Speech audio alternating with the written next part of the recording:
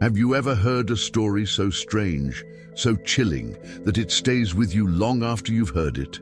A story where the line between fact and fiction blurs, leaving more questions than answers.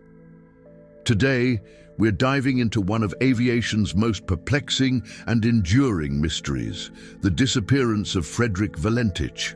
It's a tale that begins on a seemingly ordinary evening, October 21st, 1978, but ends with a frantic radio transmission that has baffled experts for decades. What happened to the 20-year-old pilot over the dark waters of Australia's Bass Strait? Was he a victim of disorientation, a mechanical failure, or did he encounter something truly out of this world? We'll sift through the evidence, listen to his final, haunting words, and explore every theory, from the mundane to the extraordinary. So, buckle up as we embark on a journey to uncover the truth behind Frederick Valentich's final flight.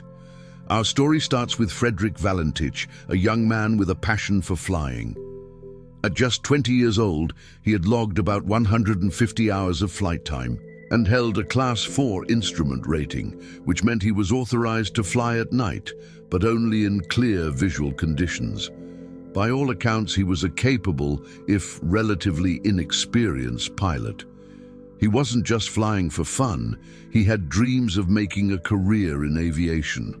On that fateful Saturday, he rented a single-engine Cessna 182L from the Moorabbin Airport near Melbourne. His flight plan was straightforward: a trip down to King Island, a small island situated in the Bass Strait, and then back. He told his family he was going to pick up some crayfish. It was supposed to be a routine flight, one he had the skills to complete. As the sun began to set, Valentich took off.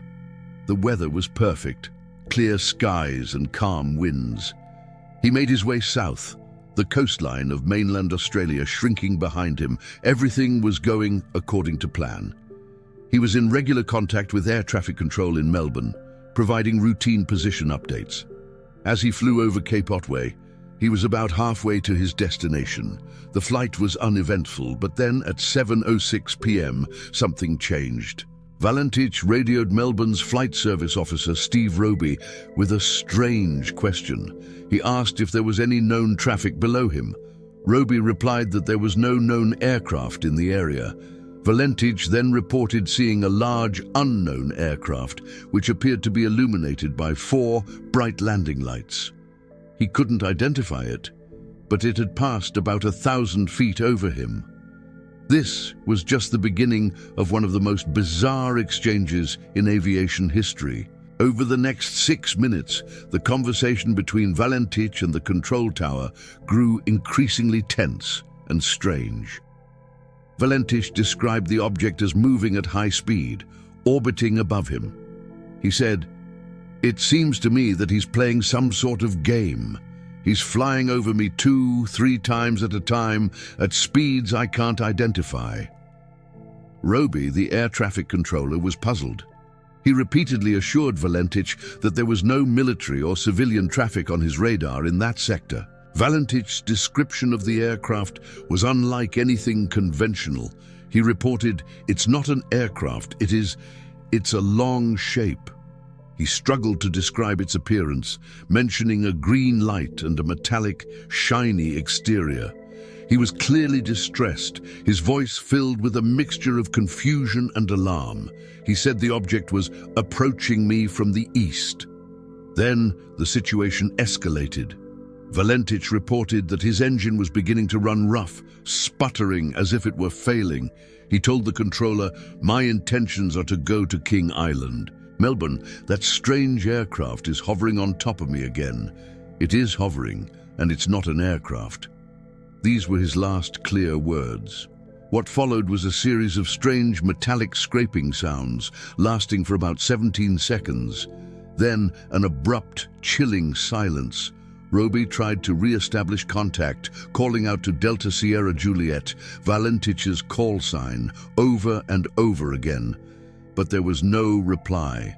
Frederick Valentich and his Cessna had vanished. Immediately, a massive search and rescue operation was launched.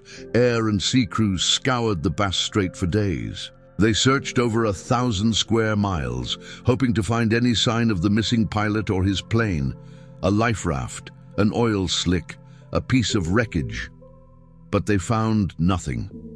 It was as if the Cessna 182L had simply been plucked from the sky. The only physical evidence ever recovered was an oil slick spotted near the presumed location of the disappearance 2 days later, but samples showed it was inconsistent with aviation fuel. The official investigation concluded that the reason for the disappearance could not be determined. The report cited several possibilities, from Valentich becoming disoriented and crashing into the water to a more unsettling, unexplained cause. So, what really happened out there? Let's explore the theories, starting with the most grounded ones. The leading conventional explanation is pilot disorientation. The Bass Strait is known for its black hole effect at night, where the dark water merges with the dark sky, making it incredibly difficult for a pilot to distinguish the horizon. It's possible Valentich became spatially disoriented, saw his own lights reflected in the water or a nearby cloud, and mistook them for another aircraft. In this state of confusion, he could have entered a graveyard spiral, a fatal dive where the pilot believes they are flying straight but are actually descending rapidly. The rough engine noises could have been the result of the plane being put under extreme stress during such a maneuver. This theory is plausible, especially given Valentich's relative inexperience with night flying over open water. Another theory points to human error, but of a different kind. Some have suggested that Valentich staged his own disappearance. His family and friends staunchly denied this, describing him as a happy and stable young man with no reason to run away. However, investigators did note that he had been rejected twice by the Royal Australian Air Force and had failed some of his aviation exams. Could he have been trying to escape perceived failures? While possible, there's no concrete evidence to support this. Plus, faking a disappearance in the middle of the Bass Strait would be an incredibly risky and difficult feat to pull off. Now, let's turn to the theory that has captured the public's imagination for over 40 years. The UFO theory. Valentich's own words are the primary fuel for this speculation. He described an object that was not an aircraft, that moved in ways conventional planes could not, and hovered directly above him. His final transmission is a chilling account of an encounter with something unknown.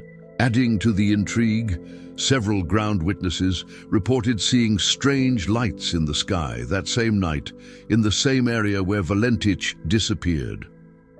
A plumber named Roy Manifold even captured a photograph of an object moving rapidly out of the water near Cape Otway, taken about 20 minutes before Valentich's first strange report. The photo is blurry and ambiguous, but for UFO proponents, it's compelling circumstantial evidence.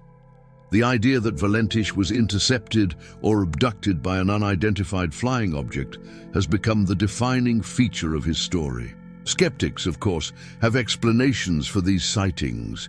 They suggest the lights could have been meteors from the Orionid meteor shower, which was active at the time, or perhaps bright planets like Venus, Mars, or Jupiter, which were visible in the night sky. Others suggest the witnesses might have seen bright lights from squid boats in the strait.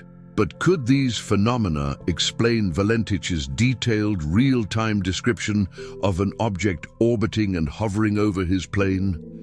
He was a pilot, trained to identify aircraft and celestial bodies. Would he really mistake a planet for a craft playing games with him? Over the years, the Valentich case has been dissected by aviation experts, UFO investigators, and skeptics alike. Each piece of the puzzle can be interpreted in multiple ways. The transcript of his final communication is the heart of the mystery.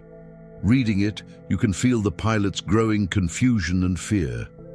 His description of a long shape with a green light and a shiny metallic surface is tantalizingly specific, yet frustratingly vague. The 17 seconds of metallic scraping noises at the end remain the most enigmatic part. Was it the sound of a mid-air collision? The sound of the aircraft breaking apart as it hit the water? Or something else entirely? The Australian Department of Transport's official report left the door open, stating the event was fatal, presumed fatal, and that the cause was not determined. This official ambiguity has allowed the mystery to thrive. It doesn't endorse any single theory, but it also doesn't dismiss the strangeness of Valentich's final report. For his family, the lack of answers has been a source of enduring pain. His father, Guido Valentich, spent the rest of his life searching for answers, believing his son had been taken by a UFO. The story of Frederick Valentich is a powerful reminder of the vast, unknown expanses of our world, both in the skies above and the waters below. It forces us to confront the limits of our understanding. Was he a victim of a simple but tragic piloting error, lost to the disorienting darkness of the sea and sky? Or was he an eyewitness to something truly extraordinary, a phenomenon that defies our current scientific explanations? Perhaps the truth lies somewhere in between. The metallic sounds at the end of the transmission could be interpreted as the microphone cord scraping against the cockpit as the plane entered an inverted, uncontrolled dive. Yet, the conviction in Valentich's voice as he insists, "It's not an aircraft," is hard to dismiss. He was there, he saw something, and it terrified him.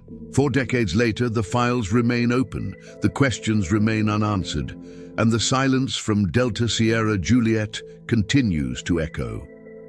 Frederick Valentich flew into a mystery, and in doing so, became one himself.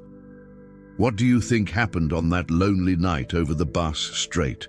Was it disorientation, a staged disappearance, or an encounter with the unknown? Let us know your theories in the comments below. The story of Frederick Valentich is a puzzle with missing pieces, and perhaps by discussing it, we can get a little closer to the truth. Thanks for watching, and if you found this mystery as captivating as we do, don't forget to like, subscribe, and hit that notification bell for more deep dives into the world's greatest unsolved mysteries.